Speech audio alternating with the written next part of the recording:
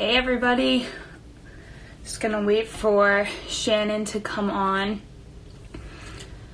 I literally just got back from the Boston Marathon and I feel overwhelmed.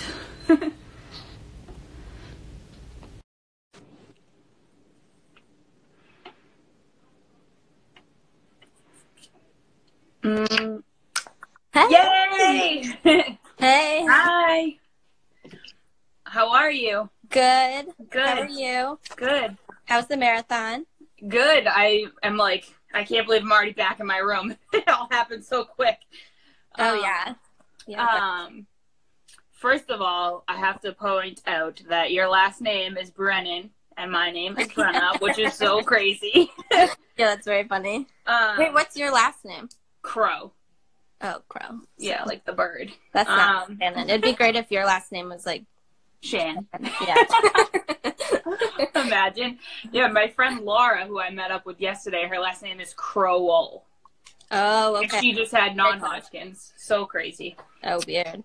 We all have a weird name. Maybe it's a name thing. Seriously. All right, guys. So Shannon is stage 4B, just like me, right? Hodgkins lymphoma. Yep. And you had it when you were 20. Yeah. Yeah. And how old are you now? 25. Okay. Yeah. So I was in remission. Like I got into remission, or however you would say it, when I was 21, though. Okay. So I went through treatment for about a year, almost a year and a half, and then 4 years. Yeah, 4 years. Yes. Yeah. Everyone give some claps for Shannon. She just hit 4 years cancer-free, which is so exciting. Yeah, I'm very. Did they tell you 5 years and you're cured? Yeah. Well, that's what I mean. They haven't I guess we haven't really talked about it since before, but I just remember from when being diagnosed and everything that it was once you're in remission for 5 years, we consider it cured, but obviously yeah. They pretty much are you're back to a normal chance of getting it. I'm right. Great, thanks. See me every whatever. Yeah, exactly.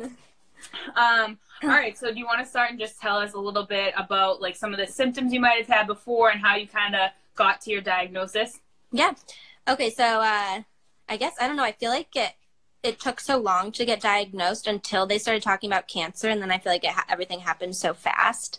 But I remember I was getting, I guess for people who don't know, the B in our diagnosis means that you had a certain set of symptoms while you were being. I didn't even know that. I think that's Please what it was. tell us.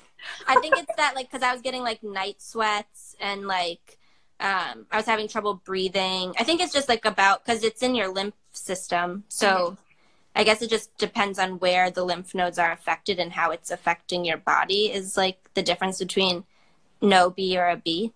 Okay. So yeah, I was having night sweats every night, and not just you wake up and it's a summer night. I was waking up drenched and it was gross, and I was having trouble breathing. So I first just went to a general practitioner because I was in college. So I just figured I had bronchitis or whatever. And at first that's what he told me, and then it didn't get better. And then he was well, maybe it's walking pneumonia. I got 3 different Z-packs or whatever. Wow. And then he started thinking that maybe I had mono, which would be a classic, college. Because I was having stomach issues too. I was having a lot of trouble eating. So in the whole process, I ended up getting a colonoscopy and an endoscopy. And then it was the general doctor that I just got off of ZocDoc to make an appointment when I originally was having trouble breathing. That ended up being there's no way you have bronchitis and then also pneumonia and all these things. He was it has to be.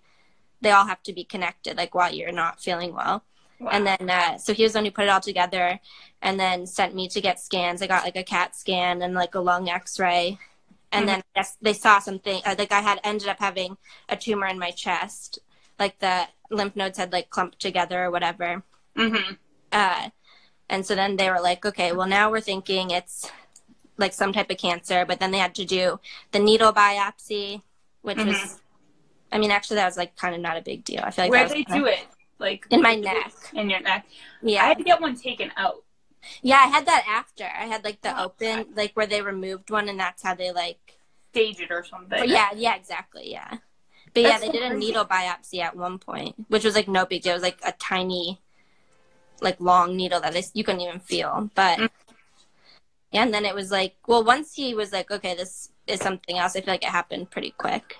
Yeah, were you just like in a... Yeah, like it was like 1 week I had the CAT scan, like all of it in like a few days worth.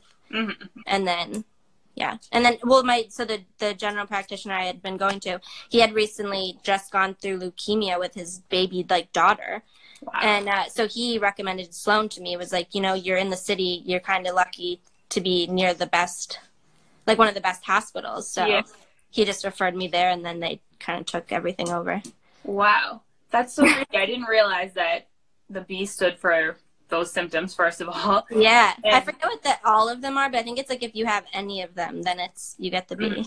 Were you like really sick for like a while before, or just kind of those things? Like, was it like over a year, or like was it just like a shorter? I feel like I feel like it's hard to tell now, because I'm like, you know, like one of the things I was like, I'm so tired, but I was like, well, I'm also a college student and I'm like partying and like, you know, like I was like, maybe I'm just tired. And then, so like, I feel like I doubted myself a little bit too, until like doctors started agreeing with me. Like at first I was like, no, there's like, I wasn't thinking it was going to be that. I thought when he said mono, I remember being like, oh, that makes sense. Like, yeah, that's crazy. I didn't realize how similar like our stories were, because we were both right around the same age, both in college. And like you said, like I did the same thing. Like, I guess I'm fine. It's this, it's that. Yeah. Like, you just believe them. Right. That's crazy. Yeah. Whoa. Just almost knocked my phone over. So you got through the scans and stuff all within like a week or so of each other. And then what happened after? Like, how did they like officially diagnose you and like give you your treatment plan and stuff? So I got I think the needle biopsy was when they were going to tell me there was Hodgkins cells or whatever. And that's how they were going to know I had it. And then we were going to schedule the surgery to like see what was up. So I remember I had asked them if they could tell me over the phone, because at first they're like, you come in to get the answer. But I was going home because my brother was graduating high school. So I was going to be in Connecticut, like where my family is. So I was like, but I want to know, you know, when I can know. So they did tell me over the phone. And so I was with my parents and stuff, which was nice. Because like a big thing that I was thinking the whole time was that I didn't want to stop college, and like I didn't want to. And luckily my parents lived so close that it was like easy to kind of be able to do that, or they made it easy. But yeah, so I got told over the phone like the night before my brother's high school graduation. You're like, sorry to see all the time. Yeah, I'm like, cancer. Yeah, like that's really cool. But that's so. My brother was graduating high school too, and I was sick. So it was right before I got diagnosed. When did you get diagnosed? What month? Like what month? Like May 2004. Weird. That's so weird. And I remember I was like, I have this picture of me and my brother, and I was like frail looking, and then like I was definitely skinny. Now when I look back, I'm like, dang. Yeah, should have enjoyed that. Yeah. Yeah, I was just super pale too. Yeah. Sure. What else was I gonna say? So you got your diagnosis, and then you were able, luckily, to stay in school, or no? Yeah, so I stayed enrolled at school. I like switched my major. Like I ended up with like a lot of professors. Like 2 of my professors were like, they were like guardian angels, because they like the entire rest of my college experience, they just like helped me stay on track, like helped me to still feel a part of the school scene. They like came to the hospital with me several times. Like they were like very cool. And so one of them was like the head of the major I ended up like switching to. So she really helped me. Like I Skyped into class sometimes, like when I couldn't go to class, things like that. So I did, well, actually, yeah.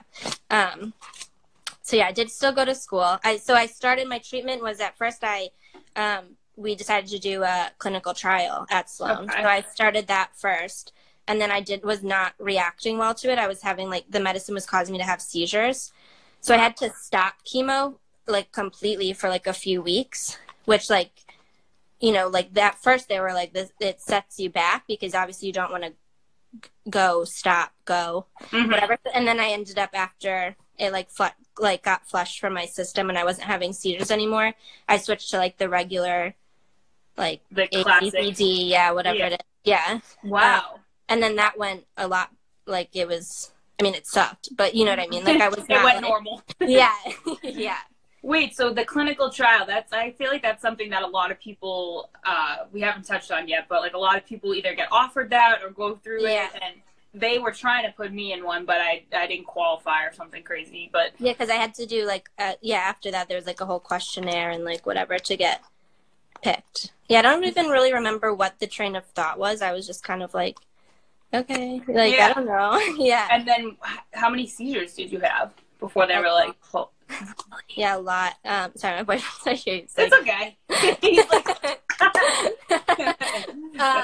yeah, I had like quite a few. I guess I don't really know a number like exactly, but it was scary. That was like probably this like the most, when I feel like the anxiety of it all really started to get into me, because I was like scared. I was like, oh, this is like really kind of scary what's all going on. Yeah. So once you started doing like regular treatment and all that, did you have any like, were you like sick a lot, or did you have any of like, you know, the mouth sores and all that? Yeah, I got some mouth sores. I feel like that I was definitely nauseous. That was like my worst, is I was like very constantly nauseous. We like always joke now that I pretty much lived off of like Gatorade and ice cream. I like couldn't eat solid foods. It sucked. So I was really nauseous, but that was probably my worst. I was like tired. Mm-hmm. Did you actually get like I couldn't drink water. Really? Only usually like 2 or 3 days after chemo would I actually be like ill, like throwing up. Yeah. Okay. Wow. And you couldn't drink water or anything, like your body? No, water tasted really gross. Yeah. Wow. Do you have any foods then or now that you're like can't eat, or you don't want to eat, or that you wanted?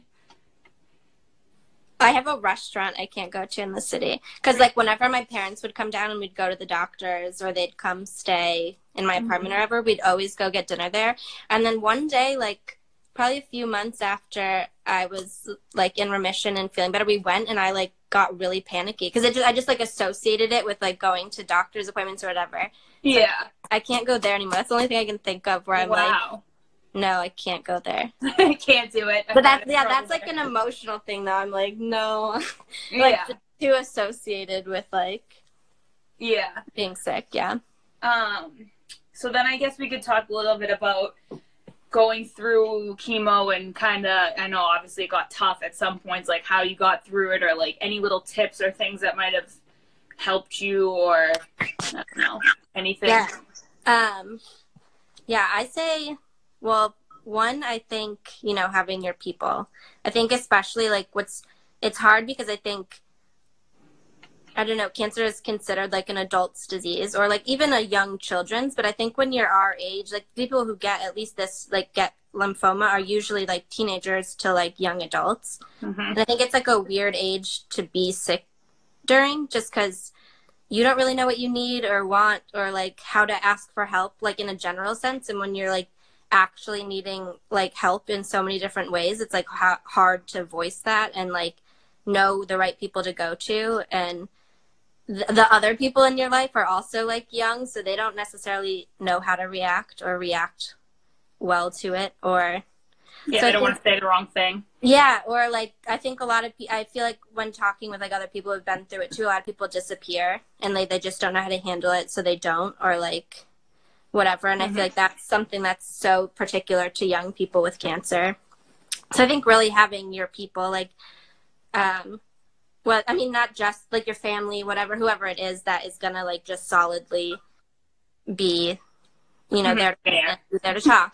And then I also think it was really helpful to me to have people like who have gone through it, like knowing like Vicky, who has become like my sister, and she, you know, had cancer, and we are both the same age, and like we could like interact on a level that, like, you know, my boyfriend who's been with me the entire time, who was with me the entire time I was sick, and like was an incredible like caregiver and like whatever. It's like there's just still something that someone who exactly knows what it is. I think that's someone that yeah, and that's why I like what you're doing with this, because I feel like knowing someone like Vicky was to me and stuff is like really does help. It makes like a difference. I totally agree. That was or a huge a pet. If you can have a cat or a dog. Dogs. You guys, her Instagram is the best thing you'll ever see in your life. At Shannon's best friend. I literally look for updates every day of all the cute dogs. That's totally true because, I mean, I think in the beginning for me, I didn't really have anybody. So I was panicky. That's why I just started making my own stuff because I was like, somebody needs to come. Like, I need to find someone. No, and I remember watching your videos when I first got diagnosed. Yeah. On YouTube? Your old, like... on YouTube. Old school. Yeah. Yeah, no, but they were good. They, like, worked. Yeah. But I love that you agree with that. I feel like most people that I talk to are like, you need to have a cancer friend. Like, that becomes your actual friend too, but like to start off you're like, okay, listen, my head's tingling and my toes feel weird, like what's going on? I am prednisone bloated. Like what is happening to my body right now? And totally, especially it's so inspiring to see people, you know, like I guess for us now we could help people that are going through it to be like, okay, look at them, like they got their life back on track, like I'll be good. Right. Or they know what it's like. Yeah. Mm-hmm. Exactly. Yeah. So do you want to talk a little bit about like maybe after or even during like the mental health aspect of it, like how it is like adjusting and that whole Yeah. Yes, I think at first I was very much like, okay, like whatever, I wanted everything to still be the same. So I was like very not in denial so much as I was like just kind of pretending it wasn't happening. I feel like I was like, no, Mom, you don't need to come down here every weekend. Like all these things, like I'm just going to college. Like I'm going to try to like, and then that I think caught up to me. So I started getting like, I definitely got very anxious and like kind of depressed when I was sick because I wasn't doing all the things I wanted to do in college. You know, I had to switch my major, which felt like at first kind of unfair because it's not the way, you know, I felt like I had to make a choice about like these choices that I didn't think I was going to be making in like at this point in college and whatever.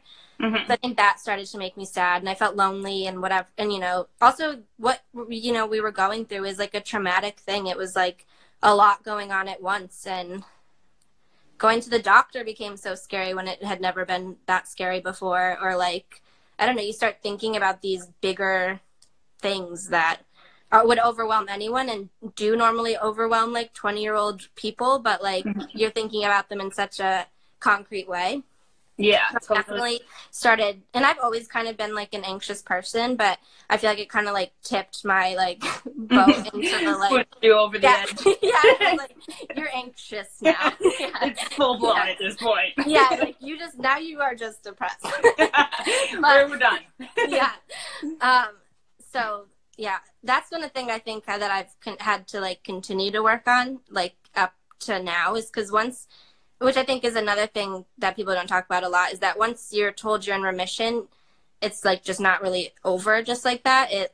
You know, like I'm 4 years out, but I'm still like dealing with a lot of the things still, not just like emotionally and mentally, but like some of the things physically. Like I have asthma now that like is because of the chemo and stuff I was on. And like, it just, when, you know, I feel like a lot of the time it's just thought that like, once you're told it's gone, that it's like, okay, well then I guess I'm going to like go back to life now and whatever. But a lot of it lingers. Yeah. That's a whole nother battle. Yeah. Exactly. I think people don't realize, which is ties back into having people that you are friends with that have been through it, because most people that you're in your, you know, your family, friends, they're just like, oh great, you're done, like congrats, like exactly. Yeah, now you have to deal with this whole like your it's body like process it. That's what I realized. I realized afterwards. I was like, I didn't really think about it, like what was going on. Like I need to like sit and like piece together like what just happened over the past like year and a half or whatever. Like that was a lot of stuff. Yeah, like you don't process it when you're like, especially that first week too when you're getting diagnosed. It's just like, shit, I have cancer. Exactly. Everyone's messaging you, and then you get chemo, and then you're done, and then it's like, whoa. And then it all like stops, and then you're like, oh shit. And you also kind of, I don't know, I felt like I kind of forgot how to not be a patient. Like I didn't know how to not be sick. Like it was like, you know, I started hanging out with people again, and like it was weird that no one was asking me how I felt. Because, you know, even at the time when it would annoy me that you couldn't go out to like a bar and without someone being like, how's it going? You know? Yes. But I was like, wait, does no one care? How's it going? I'm dying. Come on. Yeah. so true. It's a whole nother thing afterwards. Yeah, exactly. I don't know. Did you ever deal with like I know obviously like anxiety and that stuff, but in the sense of it coming back, like constant worry, or like always feeling like you were sick, or like it was back, or you had to go to the doctor anytime you got a scan? Oh, sure. Yeah. That's like still all the time. I'll just like get a headache and I'll be like, oh, well, I have brain cancer now. And so, yeah, I still deal with that for sure. Like whenever I'm like sick or something, I'm like, this is the time. This is it or whatever. Yeah. Yeah. So I definitely deal with that. And I think that, I mean, that's like a hard thing. I don't even have the answer on how to end that yet, because I don't know. But I think that's too, just like having good people. And, you know, like I live with my boyfriend. So my boyfriend's like, no, you're just hungover. Yeah, you're fine. You drank. Yeah.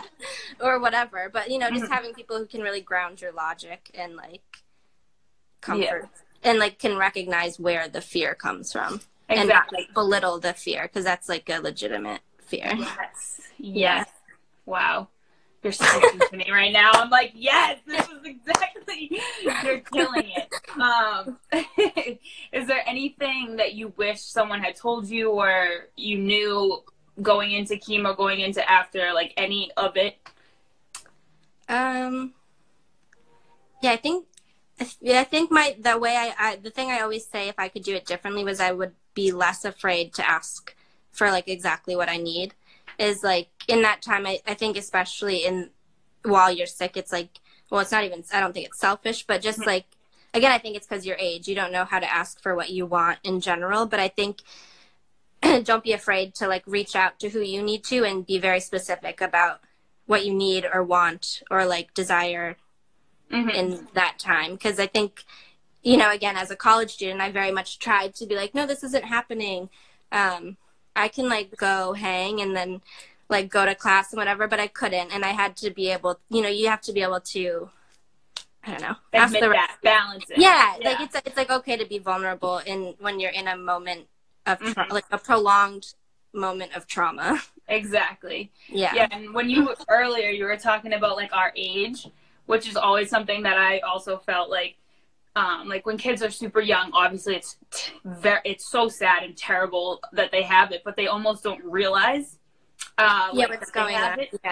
Yeah, and then like older people, not that it's like a given they're gonna get cancer, but it's almost like you've lived your life. But like for us and people that are in this age range, when we have cancer, it's like right when we're supposed to be like creating our lives. In our prime, like developing who we are and like you know, at college. Yeah, exactly. Well, even in the comfort series, it's like easier for other like older people to be there for their friends. I feel like where our age, it was like a lot of like, do I want to like sit on the like bathroom floor with you, or do I want to go out in New York City where we live? Like, exactly, hard choice, and I don't know what I would have made on the reverse side. So like I get it, but it's like, it makes it harder. It makes it more alienating to be our age and so sick. Yeah, and you have to sit back and watch your friends do all the fun stuff, and you're like shaving your head or like puking. It's like and I mean, I was grateful. Like one of my friends went to school in Boston, and one of them was at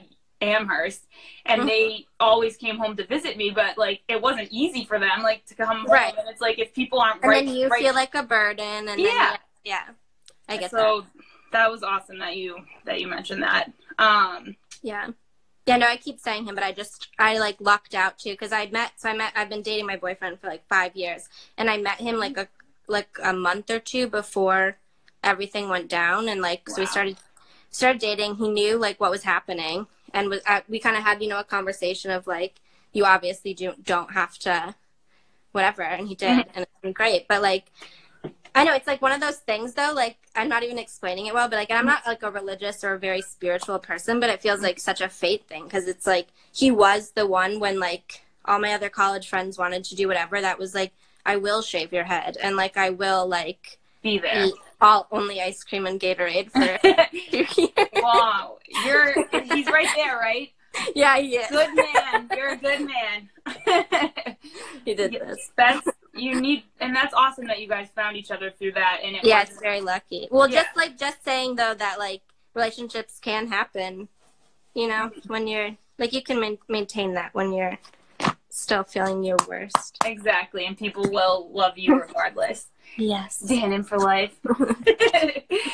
Is his name Dan? Oh my God, that Dan. is That is the cutest name. Danny. Danny Shannon. Let's see him. Let's see the man of the hour. Hey. Good work. All right, so I guess we talked about that. Mental health. Sorry, No, that's fine. I'm looking at your notes too. Yeah. Do you have any other things that you have written down that you definitely wanted to remember to share? No, I feel like I covered it. I guess and I told you the big thing was that just the mental aspect. And if you I guess I'd just say that if you're have a chronic illness or dealing with past having one or whatever, that it's okay to be feeling that way, and that the anxiety to me seems like a normal reaction to going through something like that. Mm-hmm. And it's something you're always going to have to work on and always deal with. Yeah. And that it doesn't make you crazy or whatever. We all have it. Yeah, exactly. We all have it. Yeah. Yeah. So I guess maybe life after cancer. How do you feel now? Yeah. I'm still, so I guess, what we've been saying, I'm still dealing with parts of it and fully getting through it, but I feel I'm in the best place I've ever been. And I think that has a lot to do with just being listening to yourself. I think a lot of the lessons I was saying before, that the advice is advice I've just learned recently for myself. But I think just having to take it as it comes, and it's still a process, but that you have to be okay with being in the moment you are in the process. I think I was too focused on it being over and what it meant to be over, that I was letting too much pile up. So I'm still working through it, but I feel I'm in the best place I've ever been. Yeah. So that's good. That is amazing. Does anybody have questions or anything they want to ask before we wrap it up? Did you get a port?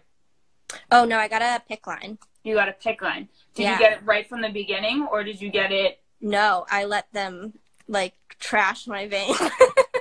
I was same. I was I know I don't want anything inserted into me. I was very anti-port the whole time, and then once my veins started collapsing, I was okay.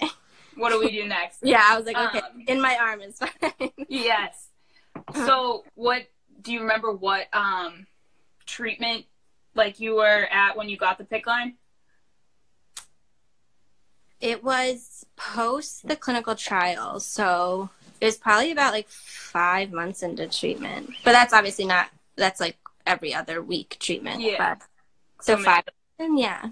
It was right before I started the ABVD. Mm-hmm. That's crazy that you were the same way. But now going back, would you have got the port, or are you still good with the PICC line? I think I was good with the PICC line. It was kind of it was more maintenance. You had to I had to not get it wet and things like that, and I had to change it out more often and flush it and stuff. But I still think I don't know, the port freaks me out. Same. And I still have to go through the skin every time. It heals. Yeah. Yeah, no, I'm still I go back and forth. I think I would have, because I had a bad experience with the PICC line, but... Oh, did you really? Yeah, I got infected and all that, but... I go back. I did the veins, too. I was whatever. They told me my veins were great, and then, halfway through, they were dead. I'm great. Now what? Now, sometimes, though, I feel such a brat whenever I'm getting, blood drawn, because I'm I need a butterfly needle, and also this one right here is your best option. I'll pop it up for you. Yeah. I'm I've been squeezing my hands since I walked in the store. Holding it down at an angle. Yeah. Yep. If you are going through treatment right now, or are about to start whatever, you will become an expert at blood taking, chemo, you will know the hospital out, and embrace it, because the nurses always laugh. Go find a party of doctors. And yes. Yeah. But you did